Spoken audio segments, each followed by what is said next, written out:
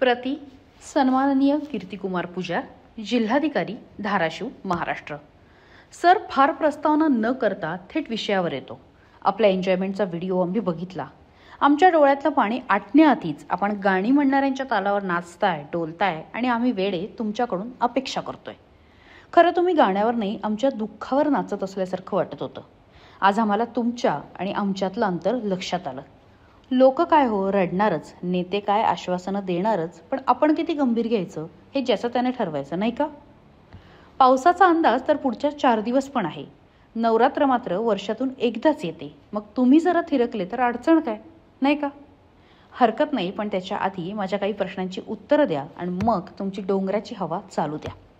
इथं घरातलं पाणी अजून आटलेलं नाही। पंचनाम्याविना लेकरासारखं वागवलेल्या जित्राबाचं कलेवर अजून पडून आहे। अंगावरचा कपडा सोडला तर दुसरा कपडा नाही। घरात फक्त चिखलाचं साम्राज्य आहे। लेकरं आणि त्यांची माय बघितली की पोटाला खड्डा पडतोय। म्हातारी आभाळ बघू बघू रडतायत। ज्या आशेवर उद्याची सकाळ बघायचो ते पीक केव्हाच संपलंय। आमदार, खासदार, मंत्री सारे आले आणि आश्वासनं देऊन गेले। तुम्ही पंचनामे करणार म्हणे तर तुम्ही गाण्यात दंग।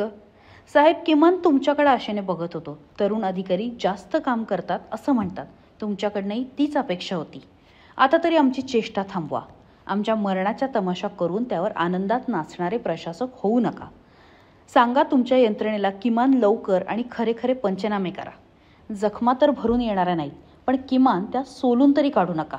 तुम्हाला इथून घरी बसवावं, दुसरीकडे पाठवावं असं मला अजिबात वाटत नाही, पण तुम्ही असं काम करावं की पुढच्या वर्षी मी तुमच्या संग उभा राहून नवरात्रीत नाचेल असं नक्की वाटतं।